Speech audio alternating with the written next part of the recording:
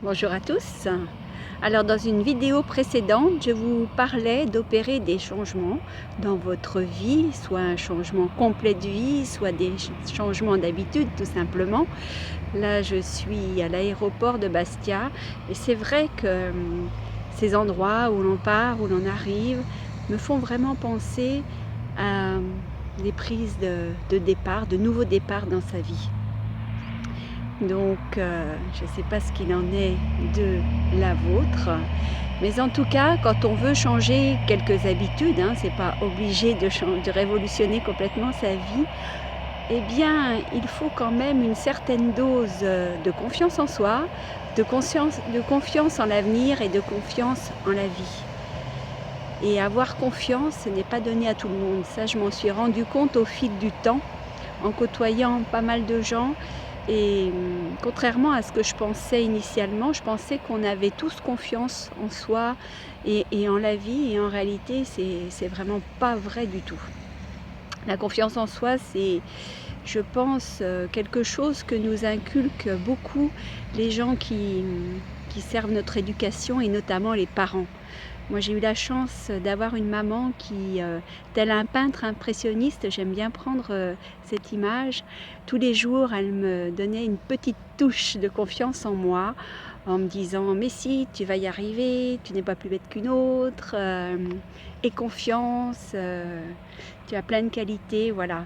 Tous ces mots encourageants facilitent effectivement la confiance en soi. Quand on a confiance en soi, en principe, on se dit que, eh bien, on peut aussi avoir confiance en la vie et que, de toute façon, demain sera encore plus beau, meilleur qu'aujourd'hui. Ça, c'est ma philosophie de vie, c'est une de mes devises, de penser que demain sera encore plus beau qu'aujourd'hui. Mais en tous les cas, pour oser le changement, eh bien, c'est ça. Il faut vraiment oser avancer, oser faire le premier pas, poser la première pierre qui nous permettra d'opérer un changement d'habitude dans nos vies. Et ça, bien, il faut avoir le courage de le faire, il faut avoir la confiance. Et puis aussi, il faut ne pas se laisser trop influencer par son entourage. On dit souvent que lorsqu'on a de grands projets de vie, il vaut mieux ne pas trop vite les dévoiler parce que vous aurez toujours des gens qui vous diront: vas-y, aie confiance, tu vas y arriver, c'est un super projet que tu as. Et puis il y aura aussi d'autres personnes qui ralentiront parce qu'ils projetteront sur vous leur propre peur et ils essaieront de vous décourager en vous disant: mais non, ton projet ne tiendra jamais la route, mais non, tu ne vas pas y arriver, mais non, la conjoncture n'est pas bonne, mais non, où tu veux aller t'installer, il ne fait pas beau. Enfin bon, bref, ils trouveront tous les arguments pour vous dissuader d'opérer le changement. Parce qu'évidemment, quand on reste dans ses habitudes, eh bien ça rassure. Ça nous rassure nous et ça rassure aussi notre entourage. Donc dès qu'on parle de changement, c'est très déstabilisant pour soi, mais n'oublions pas que c'est aussi très déstabilisant pour les gens qui nous entourent et qui nous aiment, parce que souvent, ça part pas de mauvaises intentions, le fait de nous dire reste tranquille, c'est une lubie, ne change pas ceci, ne change pas cela. Voilà, je regarde un petit peu mes notes pour voir si j'ai rien oublié.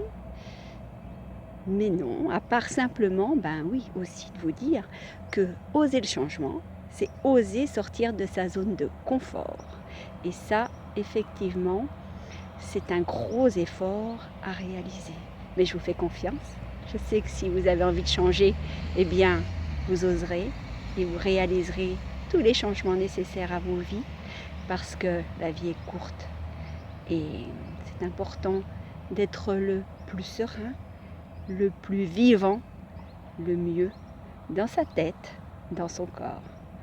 Je vous souhaite une très belle journée, très belle soirée et je vous dis prenez soin de vous. Au revoir.